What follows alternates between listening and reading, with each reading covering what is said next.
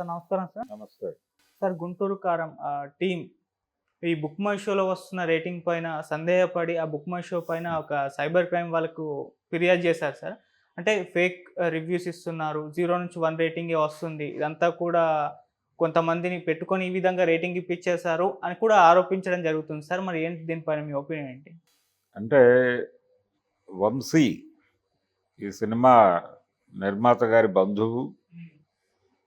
ఆయన ఒక మాట అన్నాడు ఆ మధ్యకాలంలో. అంటే రివ్యూస్ గురించి మాట్లాడుతూ సినిమాని చంపేస్తున్నారు, రివ్యూవర్సే చంపేస్తున్నారు అని మాట్లాడాడు ఆయన. మాట్లాడి కొంచెం టైం ఇవ్వచ్చు కదా, బ్రీతింగ్ స్పేస్ ఇవ్వచ్చు కదా, ఏమంత ఆతృత, సినిమా పడగానే ఇమ్మీడియట్గా రివ్యూ ఇవ్వాలనేటువంటి తపనేమిటి మీకు? సినిమాని మీ రేటింగుల కోసం చంపేస్తారా, మీ వ్యూవర్స్ కోసం, మీ వ్యూస్ కోసం చంపేస్తారా అని మాట్లాడాడు. మాట్లాడుతూ దాని ఎక్స్టెన్షన్లో దాని ఎండ్ నోట్ ఏం చెప్పాడంటే ఆయన, రేపు గుంటూరు కారం అనే సినిమా వస్తుంది మానించే, ఆ సినిమాకి మీరు ఏం రాసుకున్నా దాని వసూళ్ల ప్రభని మీరు ఆపలేరు, అడ్డుకోలేరు అన్న లెవెల్లో మాట్లాడాడు ఆయన. మీరు రివ్యూస్ ఏవైనా రాసుకోండి, మీ రివ్యూస్ అనేది పక్కకి నెట్టేసి ఆ సినిమా దూసుకుని వెళ్ళిపోతుంది అని చాలా దాదాపు తొడగొట్టి చెప్పిన లెవెల్లో చెప్పాడు ఆయన. తొడ కొట్టలేదు కానీ కొట్టిన లెవెల్లో చెప్పాడు. రివ్యూస్ బ్యాడ్గా ఉన్నాయి, బ్యాడ్ రివ్యూస్ చేస్తున్నారు అనే అభిప్రాయం ఆయనకుంది బలంగా. నిజానికి కమర్షియల్ సినిమాకి సంబంధించి రివ్యూస్ ప్రాపర్గా ఉండకపోవచ్చు కూడా. ఎందుకంటే రివ్యూ రాసేవాడికి సినిమా మీద ఒక అవగాహన ఉంటుంది.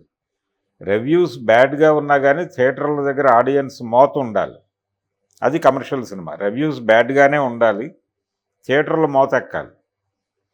ఇది ఈ రోజున కాదు, గతంలో కూడా మాస్ హీరోలు అనిపించుకున్నటువంటి హీరోలు అందరి సినిమాలకి బ్యాడ్ రివ్యూసే ఉన్నాయి. అది రామారావు గారు కావచ్చు, కృష్ణ గారు కావచ్చు, చిరంజీవి కావచ్చు, వీళ్ళెవరి సినిమాలకే అద్భుతమైన రివ్యూస్ రాకుండానే వాళ్ళ సినిమాలు పెద్ద పెద్ద విజయాలు సాధించినాయి. గుడిపూడి శ్రీహరి గారు రాసిన రివ్యూలు చదివి సినిమాలకు వెళ్ళేవాళ్ళు ఆ రోజుల్లో. ఆయన ఎవరిని క్షమించేవాడు కాదు. ఆయన నాగేశ్వరరావు అయినా ఒకటే, శోభన్ బాబు అయినా ఒకటే, ఎవరైనా ఒకటే అన్న పద్ధతిలో ఆయన స్టైల్లో ఆయన రాసేవాడు.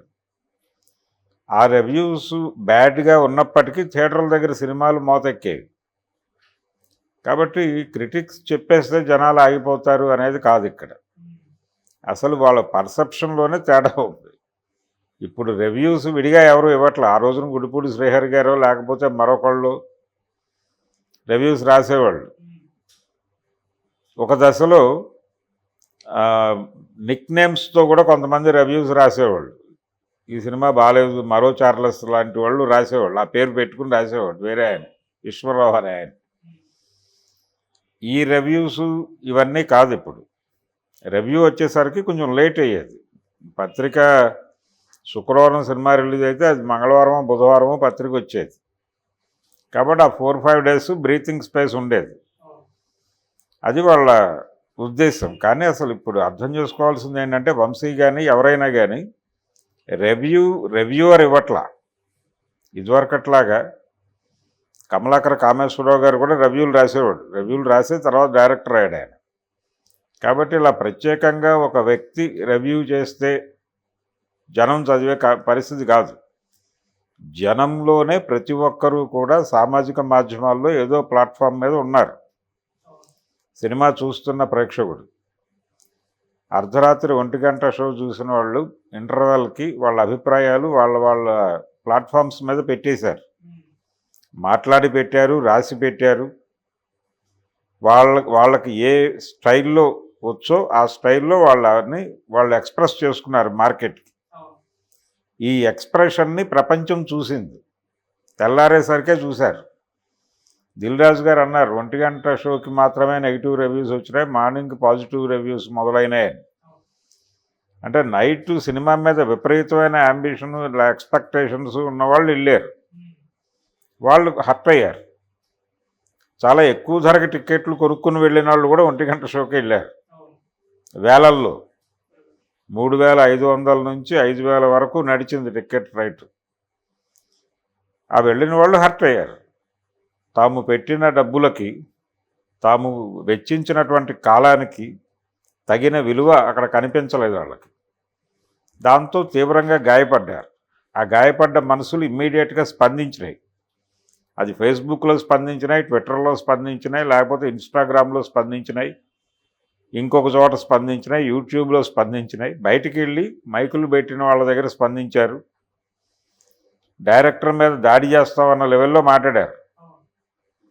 కాబట్టి ఇది పబ్లిక్ వాయిసే తప్ప రివ్యూవర్ల తప్పేం కాదు. రెండోది, సినిమాకి గతంలో మౌత్ పబ్లిసిటీ ఉండేది, ఇప్పుడు మౌత్ పబ్లిసిటీ కాదు, క్లిక్ పబ్లిసిటీ. పోస్ట్ రాసిన తర్వాత క్లిక్ అంటే అది వెళ్ళిపోతుంది ప్రపంచంలోకి. ఆ క్లిక్ పబ్లిసిటీ నడుస్తోంది ఇప్పుడు. వేలి మీద ఉంది సినిమా బతుకు. అది తెలుసుకోవాలి ముందళ్ళు. సామాజిక మాధ్యమాల్లో ఎవరూ కూడా మా సినిమా గురించి నెగిటివ్గా రాయకూడదు అని ప్రపంచం మీద ఒక ఆంక్ష పెట్టండి. లేదు, ఫేస్బుక్లో ఎవరైనా నెగిటివ్గా రాస్తే, లేకపోతే ట్విట్టర్లో ఎవరైనా నెగిటివ్గా మాట్లాడితే, యూట్యూబ్లో ఎవరైనా నెగిటివ్గా మాట్లాడితే వాళ్ళ మీద వాళ్ళకి 20 సంవత్సరాలు 30 సంవత్సరాలు శిక్షలు వేస్తాం, లేకపోతే ఉరి శిక్షలు వేస్తామని చెప్పి చట్టం తీసుకురండి. అంతే తప్ప ఉన్న అభిప్రాయం చెబితే ఇబ్బంది ఎందుకు? ఇప్పుడు అందులో కూడా బుక్ మై షోలో కూడా వాళ్ళకు వచ్చిన ఫీడ్బ్యాక్ నుంచి వాళ్ళు రాస్తారు. ఆ ఫీడ్బ్యాక్ నెగిటివ్గా ఉంది. పాజిటివ్గా ఎలా ఉంటుంది? సినిమాలో కంటెంట్ ఇంప్రెస్ చేయలేనప్పుడు ఇంప్రెస్ చేయగలిగితే పాజిటివ్గా ఉంటుంది. ఏ విధంగానైనా ఇంప్రెస్ చేయొచ్చు. రెండోది, కమర్షియల్ సినిమాకి లాజిక్లు ఉండవు. నేను ఇందాక చెప్పినట్టుగా రివ్యూ చేసేవాడు కొన్ని లాజిక్స్ మిస్ అయినా ఈ సినిమాలో అనొచ్చు, కానీ కమర్షియల్ సినిమాలో లాజిక్లు వర్కౌట్ అవ్వరు. లాజిక్లు ఇవన్నీ కాదు, లాజిక్లకు అతీతంగానే నడుస్తుంది కమర్షియల్ సినిమా అనేది. మహేష్ బాబు ఒక పద్ధతి ప్రకారం ఉంటాడని జనాలు థియేటర్కి వెళ్ళరు. ఆయన చెలరేగిపోతాడు, కొడితే 20 మంది చచ్చిపోతారు అనే ఒక బల్లెం విసిరితే ఒక 20 మంది గుచ్చుకుని చచ్చిపోతారు, కత్తి విసిరితే ఒక 10 మంది చచ్చిపోతారు అనే వెళ్తారు థియేటర్కి ప్రేక్షకుడు. కానీ దాంతోపాటు ఒక ఎమోషన్ ఉండాలి, కథలో ఏదో మేరకు కన్విన్సింగ్గా ఉండాలి. మీరు పెట్టే ట్విస్టులు, ఇప్పుడు బాలకృష్ణ గారు తొడగొడితే రైలు వెనక్కి వెళ్ళటం వలన కదా చెన్నకేశ్వరరెడ్డి దెబ్బపడింది. అంటే ఆ లెవెల్కి జనాల్ని ఊహించేశాడు ఆయన డైరెక్టర్ బి గోపాల్. కానీ మరీ మేము చూస్తున్నాం కదా అని ఇంత చొరవ తీసుకుంటారా అన్నారు ఆడియన్స్. అది ప్రమాదం. కన్విన్స్ చేయాలి, మినిమం కన్విన్సింగ్గా ఉండాలి. మీరు దాని మీద మినిమం కన్విన్సింగ్గా ఉండే ఒక కథ తీసుకుని దాని మీద మీరు ఏ విన్యాసాలన్నా చేయండి, జనం చూస్తారు. అది లేదు ఈ సినిమాలో. ఆ పునాదే వీక్గా ఉంది. కథలో $100 ఉన్నాయి. పైగా జనం అనుకున్నది ఇది కాదు, నేను ఇలా అనుకున్నాను, మీరు కూడా ఇలా అనుకోవాలి కదా అంటున్నాడు డైరెక్టర్ గారు. అలా ఎలా అనుకుంటారు? నువ్వు అక్కడ చెప్పలేదు, దృశ్యంలో చెప్పాను నేను అంటున్నావు. నీ దృశ్యం వీళ్ళు ఇలా అనుకోవడానికి కూడా దారితీసింది. ఆ సినిమాలో మదర్ క్యారెక్టర్ సడన్గా ఫస్ట్ షాట్లోనే కొడుకుని జైలుకి వెళ్ళిన భర్తని, ఒంటరిగా ఉన్న కొడుకుని వదిలేసి వెళ్ళిపోతుంది.